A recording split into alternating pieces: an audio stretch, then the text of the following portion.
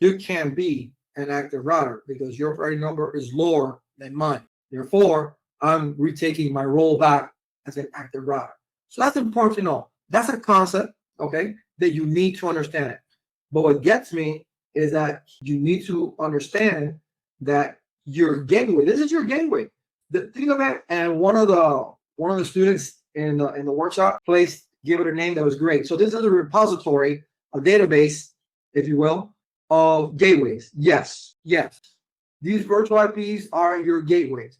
So you need to be in the same subnet. So this is a very easy topology to gain understanding, okay, on how to configure a redundancy protocol like HSRP, which is Cisco proprietary. You cannot do VRRP here. You have to do it in GNS3 or even CLM2. You have to do it there. If you're doing VRRP. It's the same thing. Sorry to interrupt. I have a question. Is VRP always used on routers near end users? No. And that, great question, Rico. Great question. Okay. And this is where all this stuff is coming up. If you look at your CCNA Volume 2, Chapter 22, under SDA access, right, underlay, one of the things that they're saying is that we used to use, these are multi-layer switches, right? We configure HSRP on switches.